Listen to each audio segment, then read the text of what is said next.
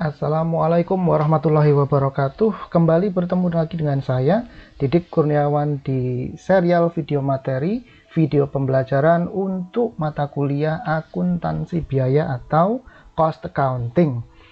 Di kesempatan kali ini kita akan membahas masih lanjutan dari pembahasan akuntansi biaya dasar, di mana untuk kesempatan kali ini kita akan membahas satu tema atau satu chapter yang ada di bukunya Pak William K. Carter yang berbicara tentang atau berjudul The Cost of Quality and Accounting for Production Losses, atau singkatnya adalah kita akan membicarakan tentang Cost of Quality, saya singkat sebagai COQ.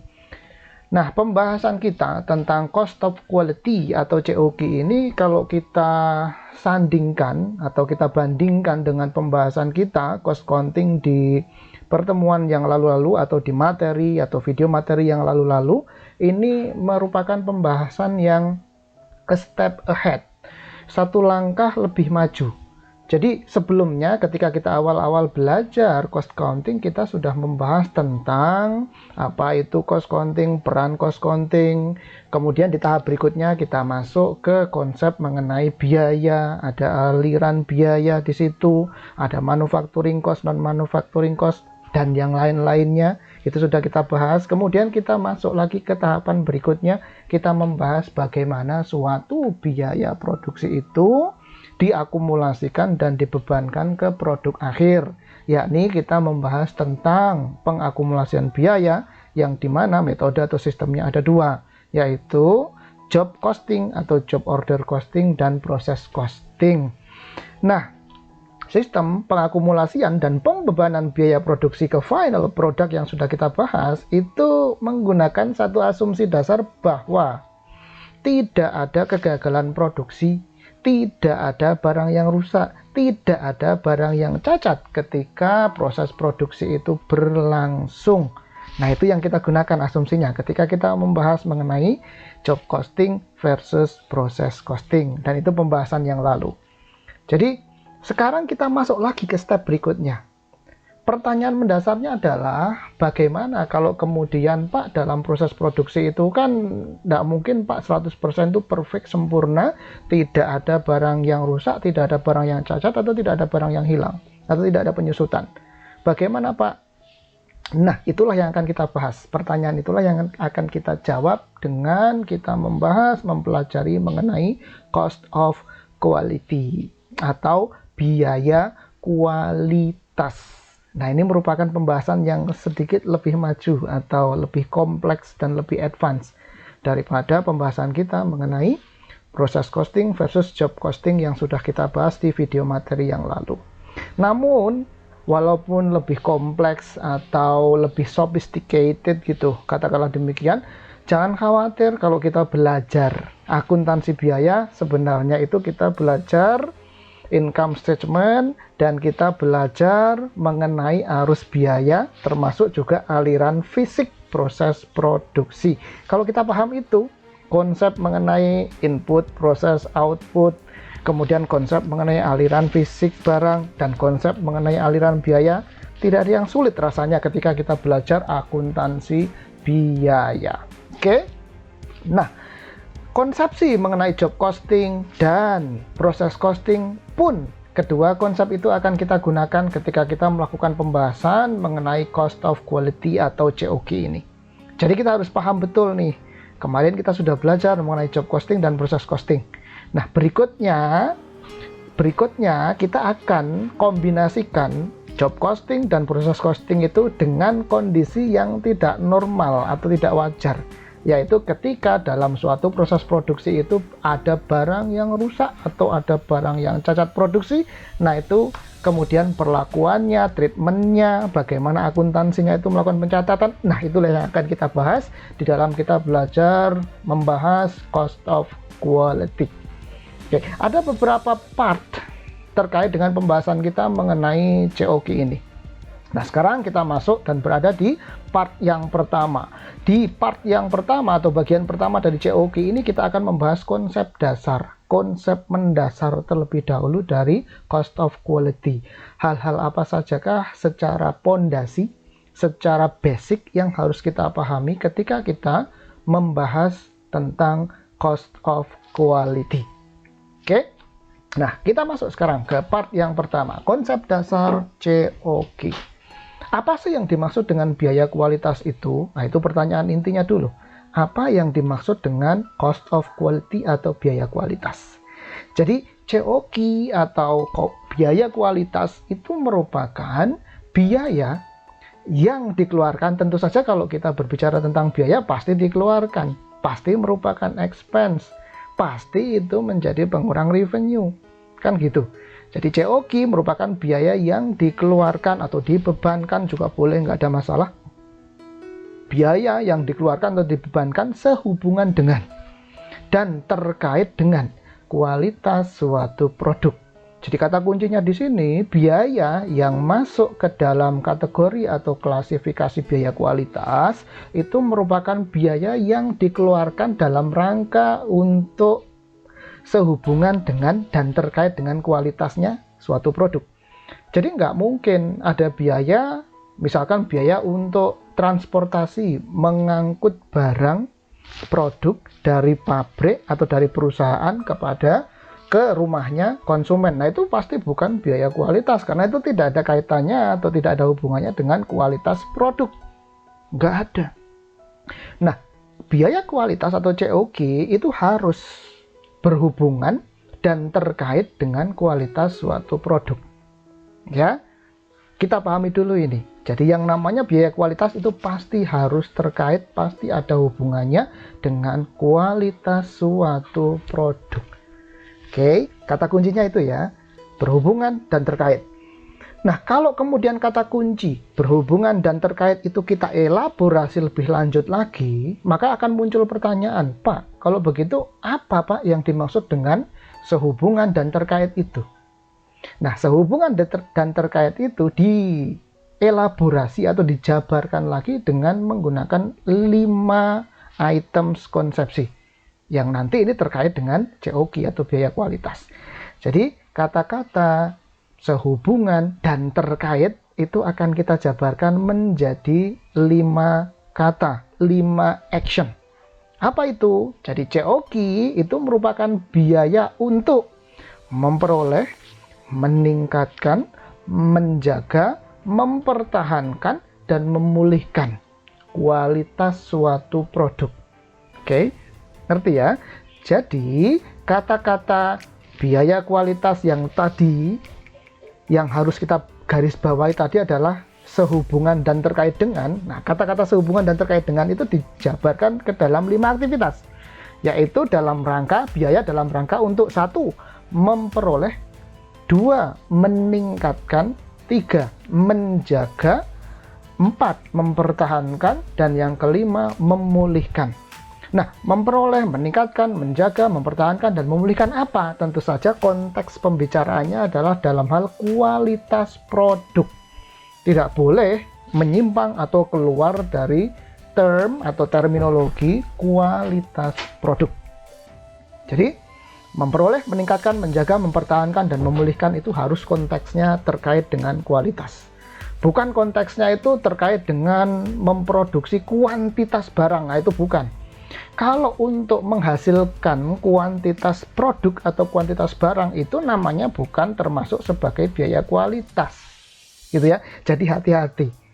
Loh Pak, kalau begitu Pak, ya kalau begitu cost of quality atau biaya kualitas itu berarti bukanlah merupakan biaya produksi dong Pak, atau bukan merupakan manufacturing cost. Nah ini menarik, pertanyaan yang menarik. Dan menjawabnya harus hati-hati. Ya, menjawabnya harus hati-hati. Kalau kita lihat lagi materi yang lalu, apa sih yang dimaksud dengan biaya produksi? Biaya produksi adalah biaya dalam rangka untuk menghasilkan suatu produk, kan gitu. Mengubah input menjadi output, yang mana komponennya ada direct material, direct labor, dan FOH. Kata kunci dari biaya produksi adalah dalam rangka untuk menghasilkan produk. Menghasilkan produk. Nah, kalau kita bandingkan tadi COQ, kata kuncinya adalah biaya yang terkait dan sehubungan dengan kualitas produk. Sementara kalau biaya produksi adalah biaya terkait dengan dan sehubungan atas proses untuk menghasilkan suatu produk. Nah, ini dua konteks yang jelas-jelas berbeda. Yang satu berbicara tentang kualitas produk, yang satu berbicara tentang kuantitas produk. Kan gitu kalau kita bandingkan. Jadi biaya produksi itu berbicara tentang kuantitas produk yang dihasilkan, sementara biaya kualitas atau cost of quality berbicara tentang bagaimana 5 action ini bisa tercapai, yaitu memperoleh, meningkatkan, menjaga, mempertahankan, dan memulihkan apa? Kualitas produk. Jadi dapat kita simpulkan ya, kalau COQ itu berbicara tentang kualitas, sementara manufacturing cost itu berbicara tentang kuantitas. Kualitas dan kuantitas adalah dua hal yang berbeda. Loh Pak, jadi bagaimana jawabannya Pak? Apakah manufacturing cost itu termasuk ke dalam biaya kualitas, atau apakah manufacturing cost itu sama dengan COQ atau cost of production, cost of quality? Jawabannya adalah tidak. Manufacturing cost itu lain atau berbeda dengan cost of quality. Ya, saya ulang, cost of quality itu berbeda dengan manufacturing cost. Namun, hati-hati, boleh jadi COQ atau cost of quality itu item atau komponennya bisa saja menginclude atau menginklusi atau meliputi mencakup DM, DL, dan FOH. Itu tidak ada masalah. Saya ulang, bahwa COQ atau cost of quality itu jelas tidak sama dengan manufacturing cost. Jadi nggak boleh dikatakan bahwa cost of quality itu sama dengan manufacturing cost. Nggak boleh. Jadi cost of quality beda dengan manufacturing cost. Tetapi tidak menutup kemungkinan bahwa cost of quality ini mencakup atau meliputi item-item DM, DL, dan FOH. Ngerti ya? Jadi COQ tidak sama dengan manufacturing cost. Manufacturing cost itu tidak sama dengan COQ. Akan tetapi bisa jadi COQ itu item biayanya bisa terdiri dari DM, DL, dan FOH. Yang mana DM, DL, dan FOH itu merupakan manufacturing cost. Tapi tidak selalu ya. Tidak selalu bahwa cost of quality itu komponennya adalah DM, DL, dan FOH. Paham ya? Oke. Jadi saya ulang lagi bahwa cost of quality berbicara tentang kualitas produk, sementara manufacturing cost ini berbicara tentang kuantitas produk. Kuantitas dan kualitas itu adalah dua hal yang berbeda, nggak sama. Nah, kalau kita lanjutkan pembahasan kita sekarang. Tadi kan ada 5 aktivitas atau 5 kegiatan sehubungan dengan COQ, yaitu memperoleh, meningkatkan, menjaga, mempertahankan, dan memulihkan. Nah, 5 aktivitas ini, kalau kita klasifikasikan, kalau kita kelompokkan, nanti akan menjadi 3 kelompok COQ atau 3 kelompok biaya kualitas. Oke, apa saja itu? Ya, sekarang kita masuk ke pembahasan mengenai klasifikasi atau pengelompokan dari cost of quality. Yang pertama, kelompok pertama disebut sebagai prevention cost. Kalau kita dengar istilah prevention, oh berarti nanti kayaknya ada unsur langkah preventif. Langkah untuk menjaga-jagain. Langkah untuk di depan. Artinya berjaga-jaga, antisipatif sifatnya. Ya, antisipatif sifatnya. Nah, kalau begitu, kalau prevention cost ini kayaknya kalau dikaitkan dengan 5 aktivitas dari cost of quality, itu ranahnya adalah dalam rangka untuk memperoleh dan meningkatkan. Ya, memperoleh dan meningkatkan.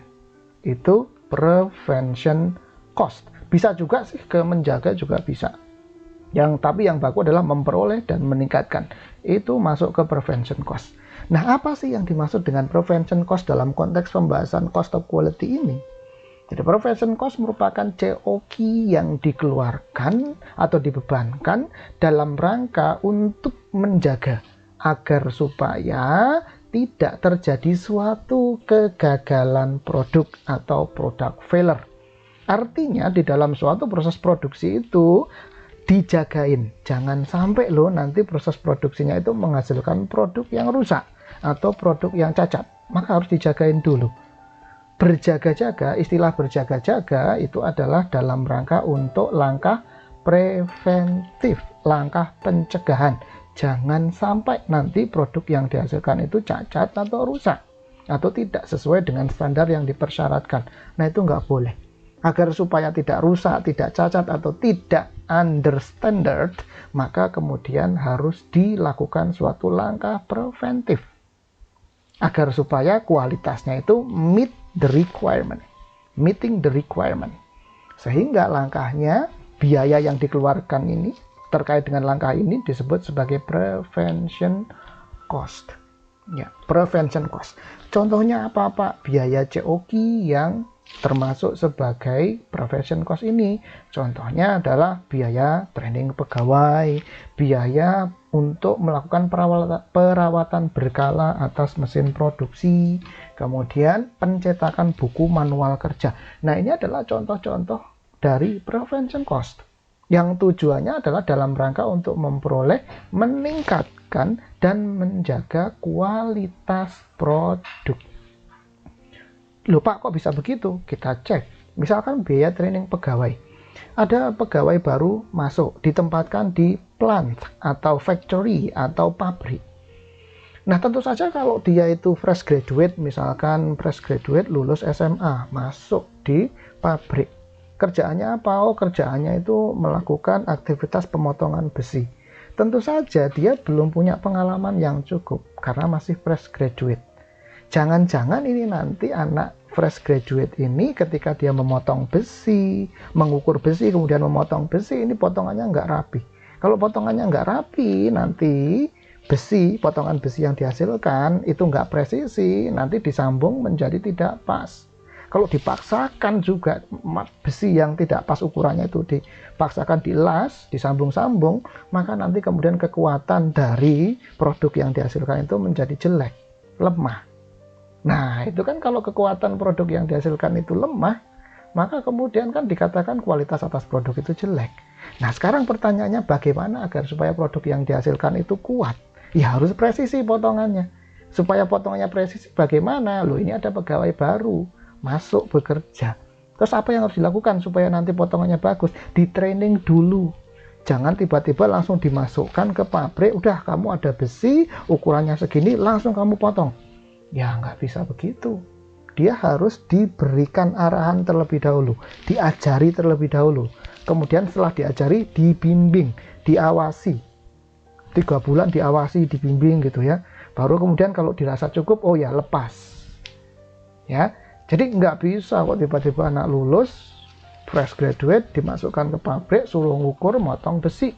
Hasilnya dijamin tidak bagus atau kurang bagus. Nah, itu merupakan, sehingga dikatakan biaya training ini, training pegawai yang baru tadi, ini merupakan biaya kualitas, masuk ke dalam kelompok prevention cost. Paham ya? Itu preventive action, langkah preventif. Kemudian perawatan berkala mesin produksi. Ya, ini juga merupakan prevention cost. Yang namanya mesin produksi itu kalau lama-kelamaan dipakai terus, kemudian tidak ada dirawat, nggak ada berhentinya, nggak ada kemudian maintenance-nya, yakinlah bahwa itu nanti kualitas produk yang dihasilkan lama-kelamaan akan menurun. Istilahnya itu mesinnya itu lama-lama akan menjadi aus. Kemudian dia akan melenceng dari standar. Supaya tetap lebih presisi, kemudian kinerjanya juga bagus mesin itu, maka dia harus di maintenance, harus dikalibrasi. Ya. Nah, langkah maintenance, biaya perawatan, kemudian kalibrasi itu dalam rangka untuk menjaga agar supaya produk yang dihasilkan oleh mesin produksi ini tetap presisi, tetap akurat, tetap bagus, kualitasnya keren. Nah, itu tujuan dari perawatan berkala, maintenance tadi. Nah, kalau itu tidak dilakukan, maintenance-nya tidak dilakukan, ya maka nanti kualitas produknya lama-kelamaan akan menjadi menurun, akan menjadi jelek, tidak presisi, kan gitu. Nah, sehingga ini perawatan berkala atas mesin produksi ini masuk kepada prevention cost ketika kita berbicara tentang cost of quality. Demikian pula dengan pencetakan buku manual kerja. Nah, ini juga merupakan prevention cost. Loh Pak, contohnya bagaimana? Contohnya gini, misalkan perusahaan beli mesin baru, membeli mesin baru. Mesin yang lama sudah old fashion, udah jadul. Kinerjanya udah nggak terlalu bagus. Omsetnya kalau dengan menggunakan mesin yang lama, mesin yang jadul itu, katakanlah misalkan sebulan cuma 1000 unit. Nah, dengan mesin yang baru, ini bisa sampai 50.000 unit per bulan. Tapi mesin yang baru tentu saja speknya beda dengan mesin yang lama. Kemudian pengoperasiannya juga sedikit berbeda dengan mesin yang lama. Nah, oleh karena itu, panduan mengenai bagaimana mengoperasikan mesin produksi yang baru itu harus ada. Nah, itu harus ada, dicetak, ditempelkan. Oh, ini mesinnya baru. Nanti cara untuk mengoperasikannya seperti ini. Pertama, pencet tombol on. Kemudian ada settingannya. Settingannya yang harus dipencet adalah tombol ini nilai angkanya sekian, tombol ini nilai angkanya sekian, dan seterusnya. Nah, itu harus ditaruh di mesin. Supaya apa? Agar supaya para karyawannya, para pegawai perusahaan, pegawai pabrik itu bisa ngerti, oh ini mesin baru, ini manual kerjanya begini. Ikuti step-stepnya, ikuti langkahnya, jangan tercecer, jangan di bypass. Supaya apa sih Pak? Kok harus dibegitukan, harus ada manual kerja yang ditempel oleh pabrik, oleh perusahaan di mesin yang baru itu? Jawabannya adalah untuk mengeliminasi, menghindari langkah berjaga-jaga, agar supaya nanti tidak kemudian ada pegawai yang dia belum ngerti, kemudian sok tahu, coba-coba pakai mesin yang baru. Ternyata setelah disetting, dioperasikan, kok settingannya keliru, salah, produk yang dihasilkan jadi cacat atau rusak. Nah, kalau banyak produk yang cacat atau rusak akibat dari pengoperasian mesin produksi yang baru yang keliru tadi itu, ya perusahaannya rugi dong. Kan gitu kan bahasa gampangnya kan. Kalau nanti banyak produk yang rusak atau yang cacat gara-gara tidak ada manual kerja, pegawainya itu belum familiar betul dengan mesin produksi yang baru, ya perusahaan banyak rugi. Paham ya? Nah, jadi pencetakan buku manual kerja di dalam pembahasan kita tentang cost of quality ini masuk ke dalam langkah preventif. Kalau begitu biayanya merupakan masuk ke dalam kelompok prevention cost. Paham ya? Oke, itu prevention cost. Sehingga dapat kita simpulkan ya bahwa terkait dengan COQ ini yang 5 aktivitas elaborasi dari kata-kata sehubungan dan terkait dengan kualitas tadi, yang dimaksud dengan prevention cost itu untuk mewadahi aktivitas dalam rangka memperoleh, meningkatkan, dan menjaga. Apa? Menjaga apa? Menjaga kualitas. Meningkatkan apa? Meningkatkan kualitas. Mendapatkan apa? Mendapatkan kualitas yang bagus. Itu prevention cost. Kelompok pertama. Kelompok kedua, appraisal atau detection cost. Ingat pembahasan kita masih tentang biaya kualitas ya, atau COQ. Cost of quality yang termasuk ke dalam klasifikasi appraisal atau detection cost adalah COQ yang dikeluarkan, biaya yang dibebankan dalam rangka untuk mendeteksi adanya suatu kegagalan produk atau product failure.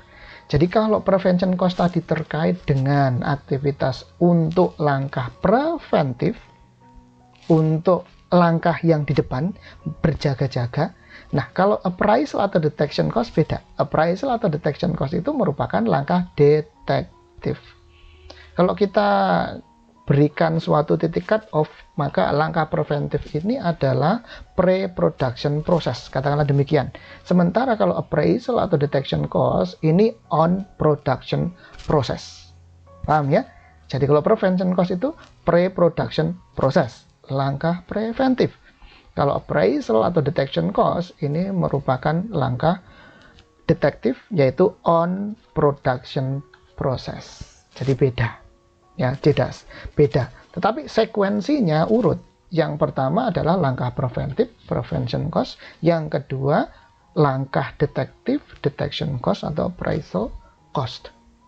Oke, contohnya apa yang terkait dengan appraisal atau detection cost ini? Contohnya adalah biaya inspeksi. Kemudian ada pemasangan, biaya untuk pemasangan dan mengoperasikan early warning system atau EWS. Biaya dan pengoperasian mesin untuk metal detector.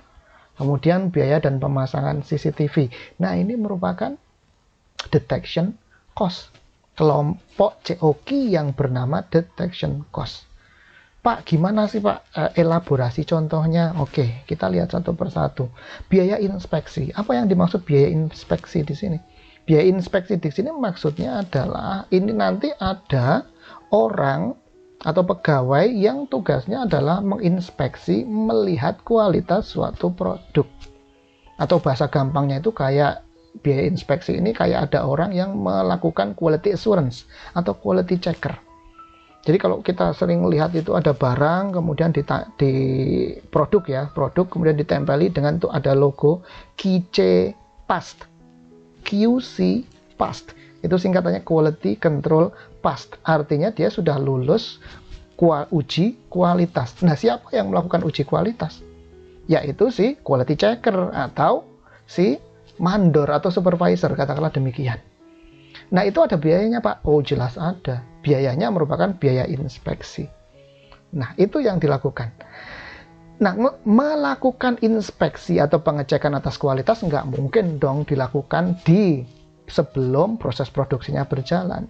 Pasti ini dilakukannya pas pada saat proses produksinya berjalan atau segera sesaat setelah proses produksinya paripurna atau selesai.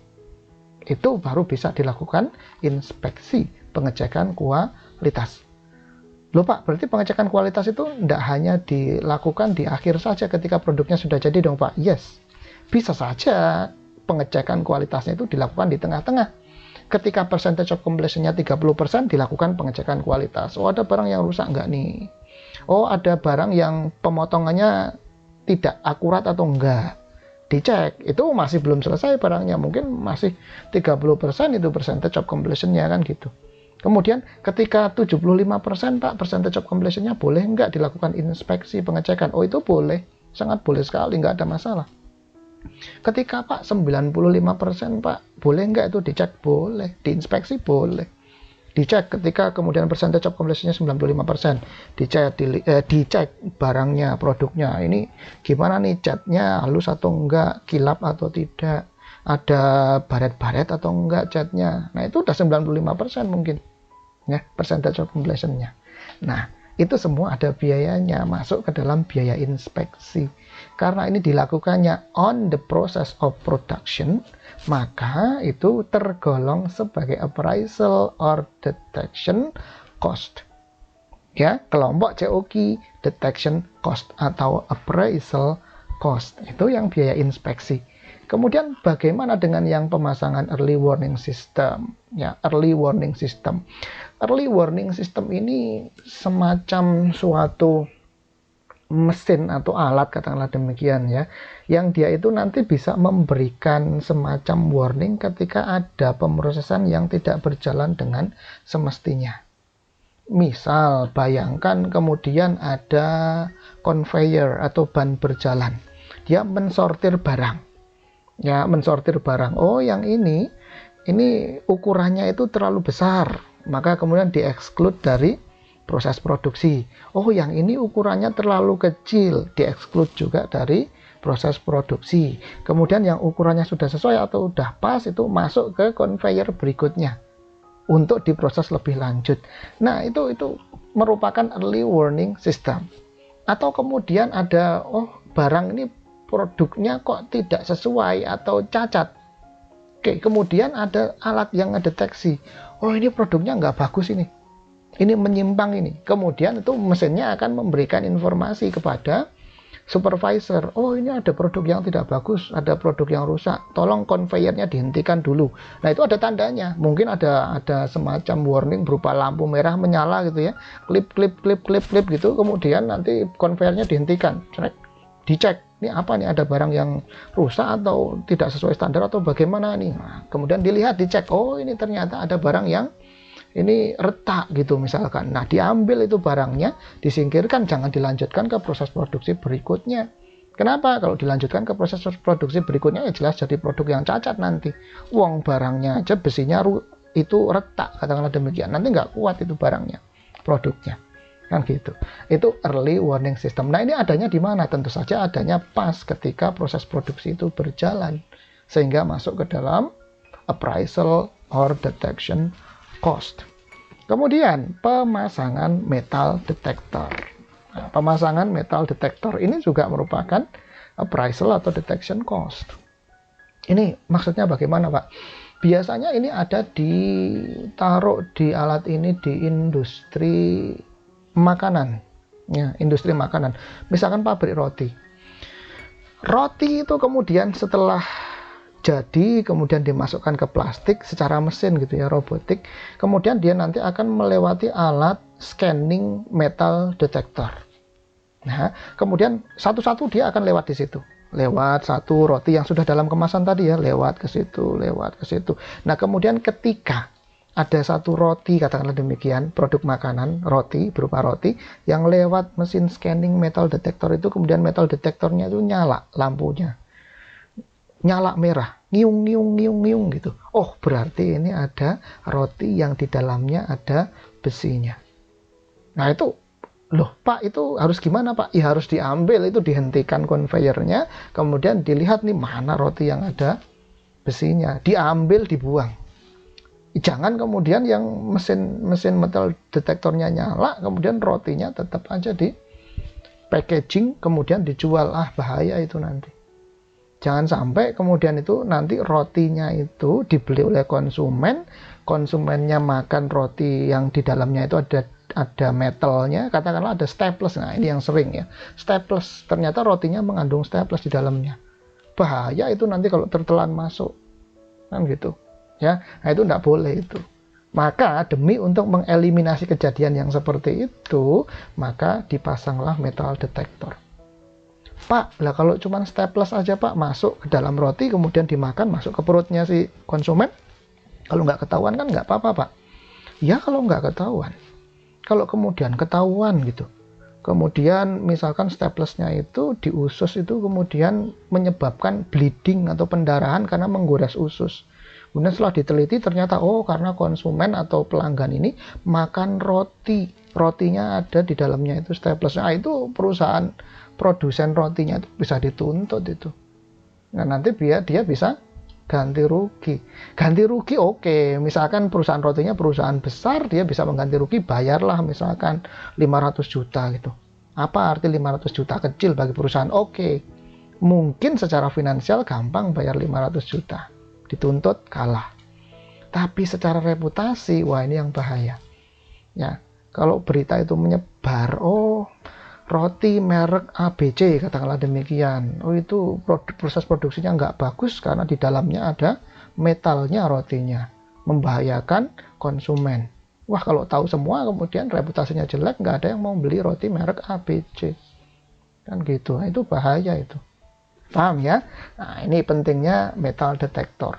Kemudian pemasangan CCTV. Ya, pemasangan CCTV demikian juga. Nah ini merupakan langkah untuk detektif. Jadi misalkan bayangkan ada satu pabrik, kemudian di dalamnya itu ada mesin, mesinnya itu katakanlah mesin untuk pemanggang gitu ya, mesin untuk pemanggang ruangan gede, kemudian di situ ada suhunya katakanlah 80 sampai 100 derajat Celcius. Nah itu kemudian produknya di situ diproses. Kan tidak mungkin dong kalau kemudian di ruangan yang suhunya 80 derajat sampai 100 derajat Celcius itu kemudian dimasuki oleh manusia atau orang. Ya tidak bisa. Pegawai harus memantaunya itu dari luar ruangan, dari konsol room. Nah, untuk agar supaya nanti pekerja itu bisa melihat kondisi di ruangan tadi itu yang suhunya sampai 100 derajat Celcius itu, maka dia butuh alat. Nggak mungkin kemudian dia ngintip-ngintip, itu nggak bisa. Dia butuh alat, maka dipasanglah CCTV kan gitu. Dipasanglah CCTV. Nanti kalau kemudian ada, oh ini kok ada produk kayaknya jelek itu, ukurannya nggak pas atau gimana gitu kan, baru kemudian dimatikan ruangannya, orangnya masuk, dikeluarkan produk yang cacat atau tidak sesuai standar itu. Itu kegunaan CCTV di situ. Ya, jadi ini adalah contoh-contoh dari detection cost atau appraisal cost dalam konteks pembahasan kita tentang cost of quality. Yang mana tadi sudah kita bahas, kalau appraisal atau detection cost itu dilakukannya on production process, ya, on production process. Nah, kalau kita atribusikan, kita sambungkan, kita kaitkan dengan 5 aktivitas ini, maka appraisal atau detection cost itu masuk ke dalam menjaga dan mempertahankan. Nggak bisa meningkatkan gitu. Early warning system nggak bisa untuk meningkatkan kualitas produknya, nggak bisa. CCTV nggak bisa digunakan untuk memperoleh kualitas produk, nggak bisa.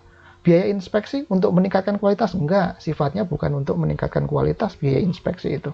Biaya inspeksi sifatnya adalah untuk menjaga dan mempertahankan.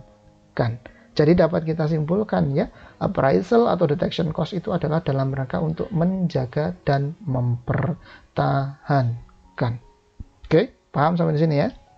Oke, berikutnya kelompok yang ketiga disebut sebagai failure cost. Failure cost, biaya kegagalan. Apa itu failure cost? Failure cost itu merupakan COG yang dikeluarkannya itu terkait dengan apabila ada produk yang rusak atau yang cacat atau yang tidak sesuai dengan standar. Jadi kalau suatu produk itu nggak rusak, nggak cacat, atau tidak sesuai dengan standar, maka itu kemudian tidak perlu ada failure cost. Failure cost itu dikeluarkan atau muncul atau dibebankan ketika kemudian ada produk yang dihasilkan itu rusak atau cacat. Dan kemudian produk yang rusak atau yang cacat itu bisa dipulihkan, bisa dikembalikan untuk menjadi normal goods yang sesuai dengan standar yang dipersyaratkan. Nah, itu tentu pasti keluar biaya dong. Ada upaya untuk mengembalikan suatu produk itu agar sesuai dengan standar. Itu ada biayanya, tidak gratisan. Nah, biaya itulah yang disebut sebagai COG untuk kategori failure cost. Jadi saya ulang, failure cost itu merupakan COG yang dikeluarkan terkait dengan apabila ada kesalahan produksi atau cacat produksi atau produk yang dihasilkan itu tidak sesuai dengan standar yang dipersyaratkan. Dalam konteks failure cost ini, dalam hal ini COG yang masuk ke dalam failure cost ini digunakan untuk apa? Untuk memulihkan kondisi produk yang tidak sesuai dengan standar tadi, dipulihkan agar menjadi normal produk. Sehingga kalau kita berikan istilah, kalau tadi kan prevention cost ada preventif, langkah preventif, kemudian appraisal atau detection cost itu merupakan langkah detektif. Nah, kalau failure cost berarti ini merupakan langkah korektif, yaitu dalam rangka untuk mengembalikan produk yang rusak atau cacat itu tadi agar menjadi normal produk yang sesuai dengan standar yang dipersyaratkan.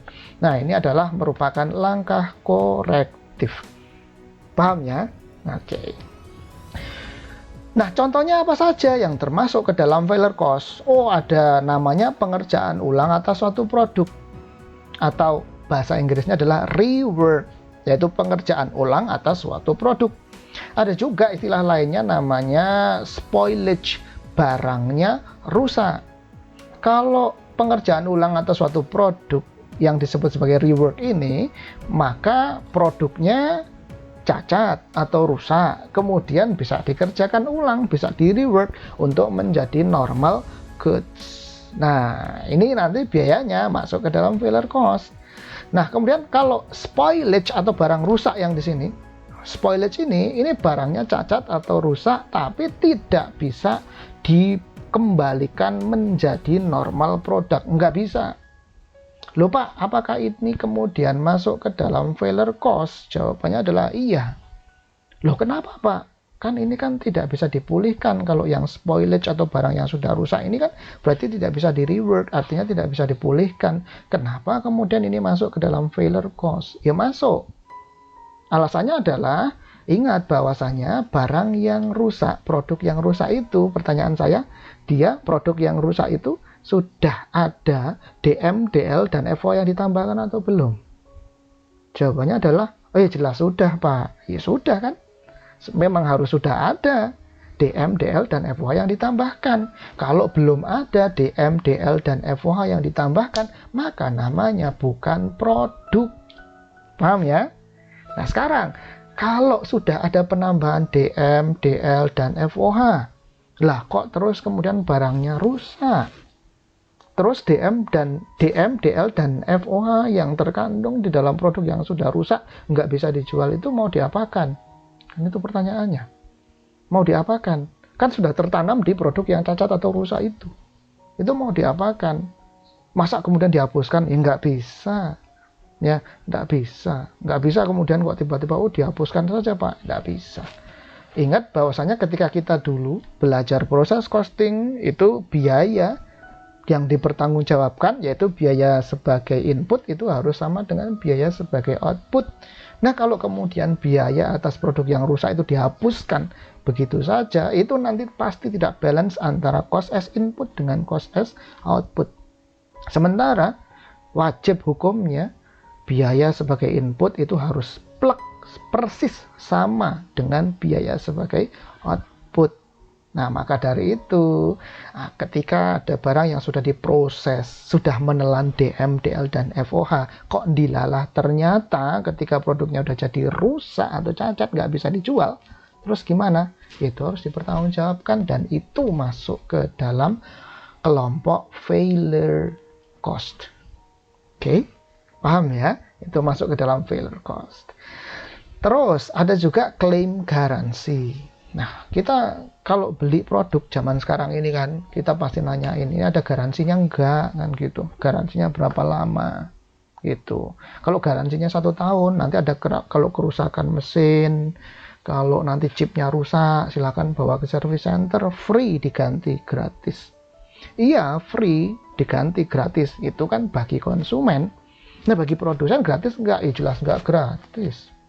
Masa ada perusahaan produsen ganti LCD layar monitor laptop katakanlah demikian, kemudian perusahaannya nggak rugi? Ya nggak bisa, ya nggak bisa. Perusahaannya pasti itu dia akan mengeluarkan material berupa LCD dipasangkan ke laptop yang sudah dibeli konsumen.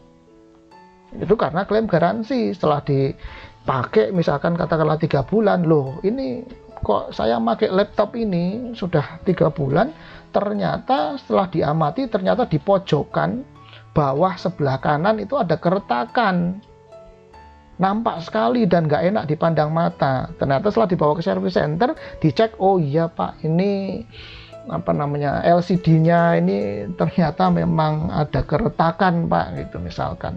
Oh ya sudah, karena masih garansinya 1 tahun, ini baru dipakai 3 bulan diganti.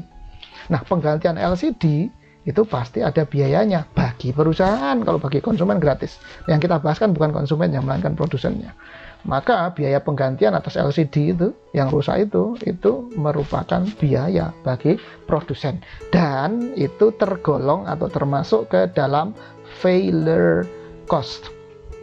Nah LCD itu kan bagi perusahaan produsen laptop itu kan pasti material kan gitu, direct material itu. Nah, direct material itu kan pasti dia merupakan biaya bagi produsen laptop itu, sehingga ada biaya yang dikeluarkan gitu loh. Ya. Dan itu dikeluarkannya adalah ketika produknya itu ada klaim garansi, artinya konsumennya nggak bayar, tapi perusahaannya tetap itu. Kan kalau layar LCD-nya itu masih dipegang oleh perusahaan, itu kan masih inventory. Tapi kemudian kalau layar LCD-nya itu dipasang di laptop yang sudah dipakai oleh konsumen selama 3 bulan dan konsumen itu nggak beli, nggak membayarkan uang kepada produsen, itu namanya kemudian inventory-nya berubah jadi expense. Ada expense tapi tidak ada revenue. Kenapa tidak ada revenue? Karena konsumennya nggak membayar. Oleh karena itu ya sudah, itu merupakan expense saja tanpa dibarengi dengan revenue. Nah, itu jelas biaya itu. Ya, nggak ada revenue-nya. Maka itu masuk ke dalam kelompok failure cost. Ya, failure cost. Nah, merupakan langkah korektif. Sehingga kalau kita atribusikan lagi ke 5 aktivitas elaborasian dari biaya COQ ini, maka yang namanya failure cost ini masuk aktivitasnya aktivitas untuk memulihkan kualitas produk. Paham ya sampai sini ya?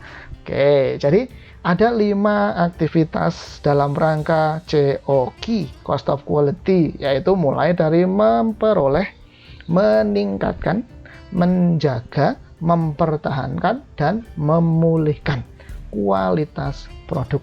Nah, dari 5 aktivitas ini boleh kita klasifikasikan ke dalam memperoleh, meningkatkan, dan menjaga. Ini masuk ke dalam prevention cost. Kemudian menjaga dan mempertahankan ini masuk ke dalam detection cost atau appraisal cost. Sementara memulihkan kualitas produk masuk ke dalam failure cost. Jadi ada 3 klasifikasi atau kelompok dari cost of quality. Dan tadi kita sudah juga belajar bahwa COQ itu bukan manufacturing cost, tetapi tidak menutup kemungkinan bahwa COQ itu mengandung manufacturing cost. Contohnya apa Pak COQ yang mengandung manufacturing cost? Ya tadi ini klaim garansi tadi, mengganti LCD laptop itu merupakan bagian dari manufacturing cost. Kenapa? Lah itu tadi layar liquid crystal display atau LCD-nya tadi itu merupakan material, itu merupakan direct material dalam hal menghasilkan atau memproduksi laptop kan gitu. Nah, itu kan DM merupakan komponen dari manufacturing cost. Kemudian Pak, lah terus kan tadi COQ atau cost of quality itu nggak melulu harus isinya manufacturing cost dong Pak. Iya, betul. Nggak melulu harus isinya manufacturing cost. Contohnya apa? Ini tadi metal detector. Metal detector itu biaya pemasangan dan pengoperasian metal detector itu nggak ada kaitannya dengan biaya produksi. Ya, pemasangan dan pengoperasian metal detector itu bukan DM, bukan DL juga, bukan FOH juga. Pemasangan CCTV demikian juga. CCTV yang dioperasikan itu bukan komponen atau bagian dari proses produksi, bukan. Ya, bukan. Ini tidak ada kaitan langsung antara CCTV dengan proses untuk menghasilkan suatu produk. Nggak ada. Ya, nggak ada. Kemudian biaya pembuatan buku manual kerja gitu. Nah, ini juga nggak ada kaitannya dengan proses produksi. Nggak ada kaitan langsungnya dengan proses produksi. Dan ini bukan merupakan bagian dari DM atau DL atau FOH. Artinya ini bukan bagian dari manufacturing cost. Nah, ini contoh-contoh dari yang menunjukkan bahwa COQ itu bukan manufacturing cost saja. Ya, bukan manufacturing cost saja. Ini lebih luas cakupannya daripada manufacturing cost si COQ ini. Paham ya sampai di sini ya? Oke. Sama juga tadi yang biaya training pegawai. Biaya training pegawai itu tidak bisa dikatakan bahwasanya ini nanti masuk ke dalam direct labor Pak. Nggak bisa dong. Direct labor cost itu biaya terkait dengan buruh atau pekerja atau karyawan yang mana karyawan atau buruh atau pekerja itu harus in charge kemudian melakukan proses konversi input menjadi output atau raw material dikonversi menjadi finished goods. Nah, ini biaya training pegawai emang ada kaitannya dengan proses untuk konversi raw material jadi finished goods? Kan nggak ada. Maka ini biaya training pegawai ini bukanlah merupakan manufacturing cost. Sehingga kita paham betul bahwa oh iya, paham sekarang saya bahwa yang namanya COQ itu nggak melulu isinya manufacturing cost. COQ itu lebih luas, lebih banyak komponennya daripada manufacturing cost. Tapi tidak menutup kemungkinan bahwa manufacturing cost itu termasuk ke dalam COQ. Tapi harus diingat-ingat ya, harus kita pahami bahwa ketika kemudian perusahaan itu membuat suatu produk secara normal, dia butuh DM, DL, dan FOH, maka DM, DL, dan FOH yang dalam kondisi normal ini bukanlah cost of quality. Ingat, misalkan PT ABC menghasilkan meja dan kursi kayu, maka kayu yang dipakai atau direct material, kemudian upah tukang yang mengerjakan, mengubah kayu menjadi meja, itu upahnya itu nanti itu bukan bagian dari COQ. Dan kemudian mandornya, kemudian listriknya, airnya, depreciation-nya atas equipment dan mesin-mesin produksinya itu juga bukan merupakan cost of quality. DM, DL, dan FOH atau kayu, upah tukang, dan biaya overhead-nya itu merupakan manufacturing cost. Tapi manufacturing cost yang ini ya, yang ini bukan bagian dari COQ. Loh Pak, kalau yang PT ABC itu mungkin enggak Pak? PT ABC yang menghasilkan meja dan kursi kayu itu mungkin enggak itu manufacturing cost-nya menjadi bagian dari komponen COQ Pak? Jawabannya adalah mungkin saja.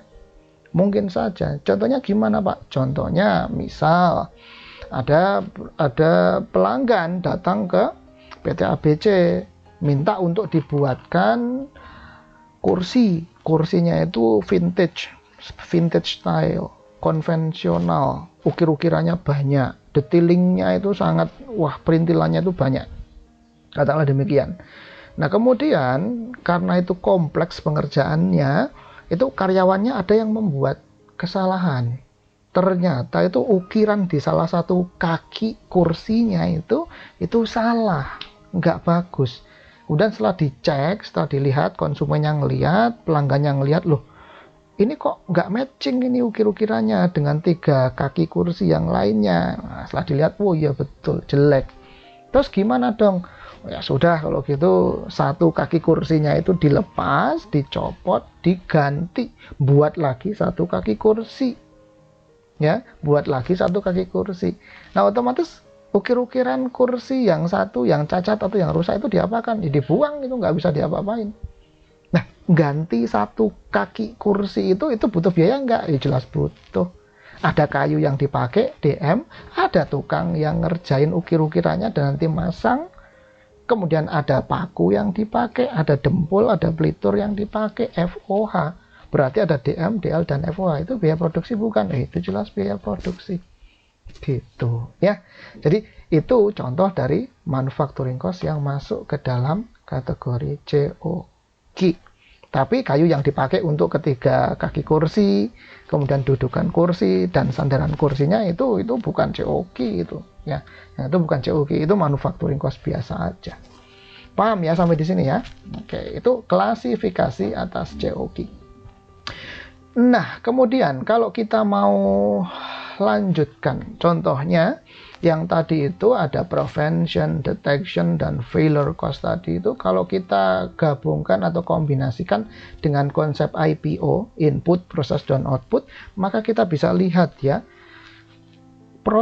sisi input atau input side itu akan terkait dengan prevention cost. Kan ini sifatnya adalah untuk memperoleh dan meningkatkan, bisa juga menjaga. Maka ini prevention cost, pre-production process. Ya, input ini kan berarti pre-production process, langkah preventif, pre-production process. Nah, untuk yang process side atau sisi proses, maka ini relevan dan terkait dengan kelompok COQ berupa appraisal atau detection cost, yang mana ini merupakan langkah detektif, yaitu on production process. On production process. Kalau dia on production process, maka berada di sisi proses. Paham ya? Seperti tadi pemasangan early warning system, kemudian metal detector, inspeksi tadi. Ini merupakan dilakukannya ketika pada saat proses produksi itu berjalan atau berlangsung. On production process. Kalau yang ini tadi pre-production proses. Nah, kemudian di sisi output itu akan relevan dan terkait dengan failure cost, yaitu post production process. Ketika barangnya sudah jadi, dilihat, dicek ulang, ternyata wah kok ada yang cacat atau tidak sesuai dengan standar, harus diperbaiki, muncullah rework. Kalau cacat, rusak, nggak bisa diperbaiki, ya sudah buang. Biayanya, biaya produksinya maksudnya, itu nanti akan jadi failure cost, kan gitu. Klaim garansi, tentu saja sisi output, yaitu post production process. Paham ya? Jadi jangan dihafal. Ya, jangan dihafal apa itu prevention cost, detection cost, kemudian failure cost, nggak usah dihafal. Kalau kita paham konsep input, proses, output, ya kita ngerti. Pre-production process, input itu prevention cost. On production process berarti process side itu appraisal atau detection cost, dan after production process atau post production itu sisi output atau failure cost. Jangan dihafal. Oke ya. Oke. Nah, contoh spesifik yang akan kita bahas di pembahasan berikutnya nanti itu adalah scrap, spoilage, dan rework. Scrap, spoilage, dan rework. Yang kan kita bahas di buku-buku akuntansi biaya itu biasanya cuma 3 hal ini. Yaitu scrap, spoilage, dan rework. Ya, scrap, spoilage, dan rework. Nah, kalau kita perhatikan ya, semakin besar ini barang yang rusak atau barang yang cacat, semakin banyak barang yang harus dikerjakan ulang karena tidak sesuai dengan standar, itu nanti akan menunjukkan bahwa proses produksinya itu semakin jelek, semakin buruk, atau semakin tidak berkualitas. Maka dapat kita simpulkan, semakin besar biayanya, semakin buruk kualitas produk yang dihasilkannya. Ya bayangkan, misalkan, kok ini setiap ada orderan yang masuk ke PT ABC, pasti setiap job atau setiap pesanan kok ada aja yang rusak barangnya. Ada yang kemudian kaki kursinya tadi itu ukir-ukirannya nggak pas. Ada yang kaki meja itu kemudian kok ini motongnya tidak presisi. Ada kemudian lemari itu nggak siku. Sehingga harus di-rework, dikerjakan ulang, harus diperbaiki. Nah, kalau semakin banyak itu barang-barang yang cacat atau rusak, even walaupun bisa diperbaiki ya, maka itu menunjukkan proses produksinya itu buruk, atau dengan kata lain kualitas produk yang dihasilkannya itu semakin jelek, kan gitu. Semakin banyak barang yang spoil atau rusak yang harus dikerjakan ulang atau diperbaiki, itu makin nunjukin bahwasanya kualitas produk yang dihasilkannya semakin buruk. Nah, kalau scrap ini sebenarnya scrap itu adalah barang sisa produksi. Kalau ini semakin banyak itu bukan lantas kemudian menunjukkan kualitas produknya itu jelek, enggak juga ya kalau scrap ya. Kalau scrap itu kalau semakin banyak scrap barang sisa, itu menunjukkan berarti proses produksinya itu kurang efisien ya, kurang efisien. Oke, untuk meningkatkan kualitas dan mencegah kualitas buruk atas suatu produk, maka perusahaan itu menerapkan satu konsep yang disebut sebagai TQM atau Total Quality Management. Total Quality Management. Nah, ini banyak diadopsi, ya, banyak diadopsi oleh perusahaan-perusahaan internasional. Kita harus menerapkan TQM, Total Quality Management. Tujuannya untuk apa? Tujuannya adalah untuk semakin lama, hari demi hari, bulan demi bulan, masa demi masa ke depannya itu kualitas produknya itu harus selalu meningkat. At least kalau tidak meningkat ya harus dijaga konstan dalam taraf kualitas yang tinggi. Nah, itu Total Quality Management.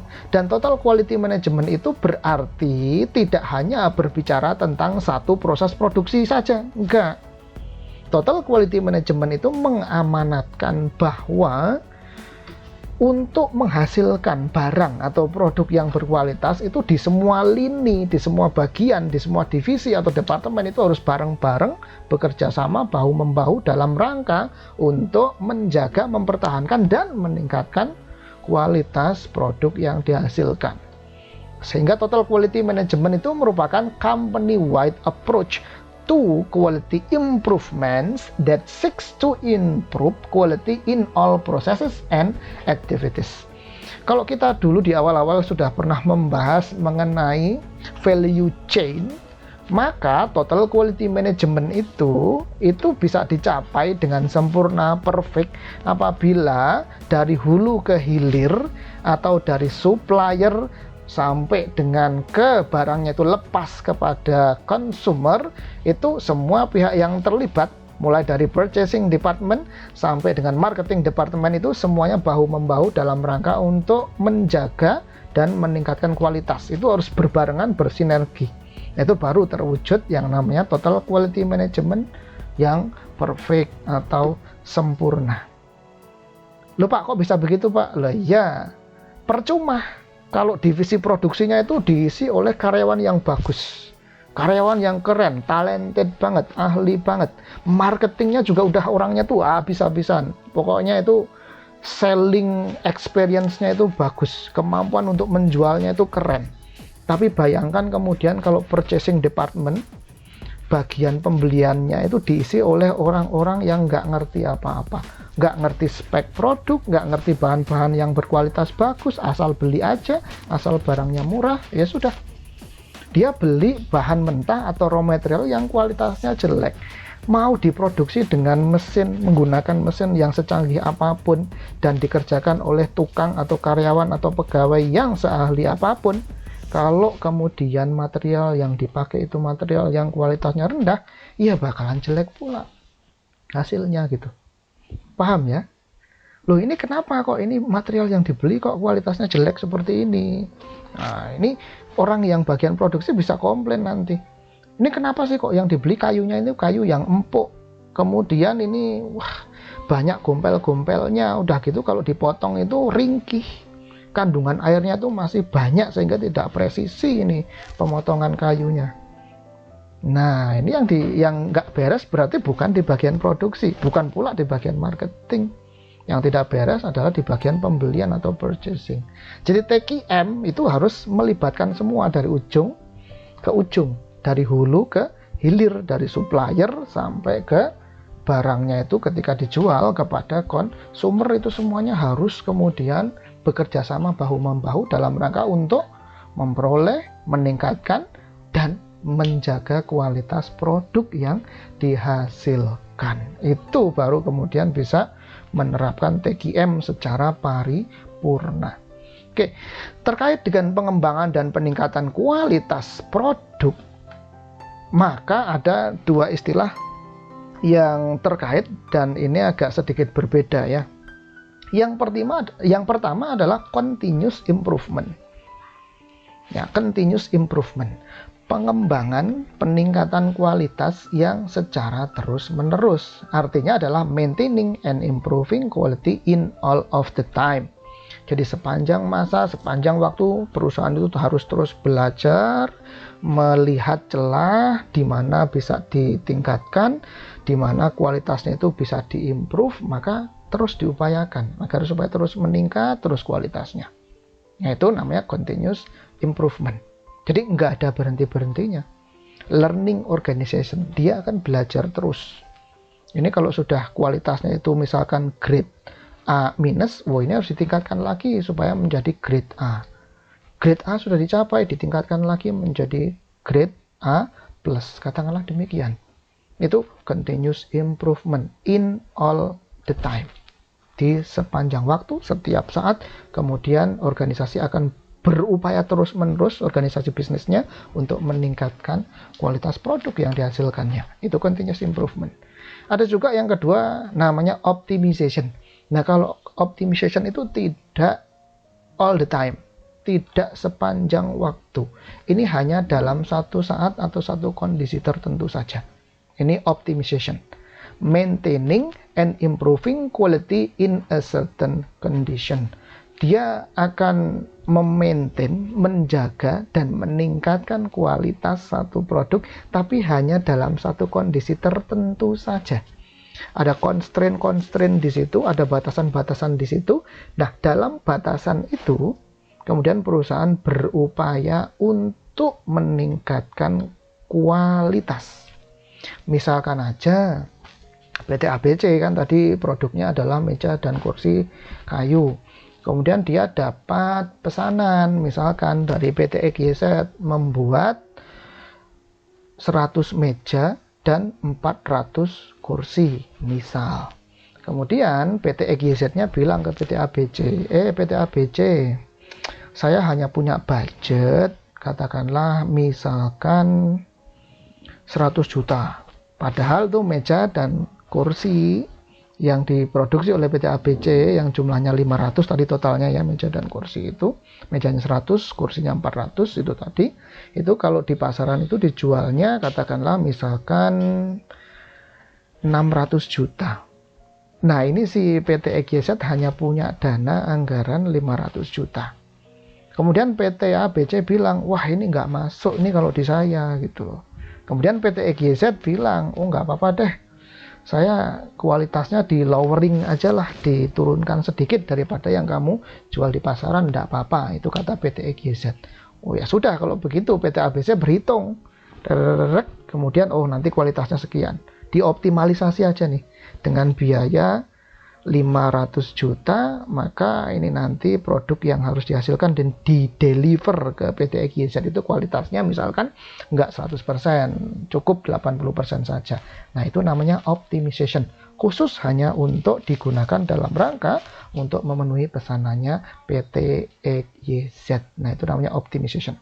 Tapi kalau kemudian untuk dijual bebas ke pasaran, ke konsumer semuanya, itu nggak bisa. Kalau PT ABC itu kemudian oh kualitasnya lowering aja deh 80%, nggak bisa, nanti barangnya nggak laku. Maka dia harus menggunakan continuous improvements. Oke, terakhir yang akan kita bahas di dalam cost counting kali ini, di part-part berikutnya yang akan kita bahas ini, tinjauan dari sisi akuntansinya itu adalah COQ terkait dengan 3 hal saja, yaitu scrap, spoilage, and rework. Saya ulang, scrap, spoilage, and rework. Sebenarnya scrap itu bukan menunjukkan secara direct atau langsung kualitas suatu produk, enggak ya. Scrap itu tidak secara langsung menunjukkan kualitas suatu produk.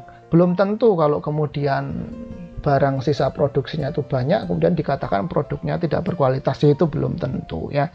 Tetapi kalau barang sisa produksinya itu semakin banyak, kemudian dikatakan bahwasanya oh proses produksinya itu tidak efisien, nah itu baru betul.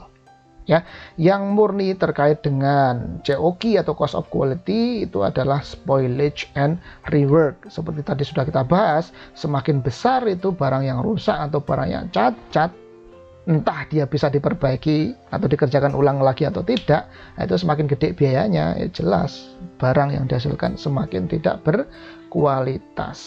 Oke, nah pembahasan dari sisi akuntansi dalam konteks pembahasan kita belajar akuntansi biaya adalah terbatas pada akuntansi untuk scrap, spoilage, and rework. Utamanya adalah spoilage and rework, sehingga dikatakan fokus kita, fokus akuntansi untuk COQ, untuk biaya kualitas ini berfokus kepada production losses. Yang mana yang menunjukkan production losses? Spoilage dan rework. Scrap itu tidak secara langsung kemudian menunjukkan production losses. Bahkan scrap itu nggak ada kaitannya dengan production losses. Yang ada kaitannya dengan production losses itu hanyalah spoilage and rework. Sehingga judul materi chapter 7 di bukunya Pak Carter adalah The Cost of Quality and Accounting for Production Losses. Nah, konsepsi dasar mengenai cost of quality sudah kita bahas barusan di part 1. Nah, berikutnya nanti kita akan bahas mengenai accounting for production losses. Sekali lagi, production losses di sini adalah terkait dengan spoilage atau spoiled product dan rework. Dan satu lagi pembahasannya kita ada akuntansi terkait dengan scrap. Namun scrap itu bukan merupakan loss, bukan merupakan production losses. Oke, cukup sampai di sini pembahasan kita untuk part pertama tentang biaya kualitas, yaitu mengenai konsep dasar atas cost of quality. Kita sudah belajar karakteristik, definisi dari yang namanya cost of quality. Kita juga sudah belajar membahas mengenai pembagian atau klasifikasi atas biaya kualitas yang tadi nggak usah dihafal. Ada pre-production, on-production, dan after production atau post production. Oke, sampai di sini pembahasan kita di video materi part yang pertama. Terima kasih. Assalamualaikum warahmatullahi wabarakatuh.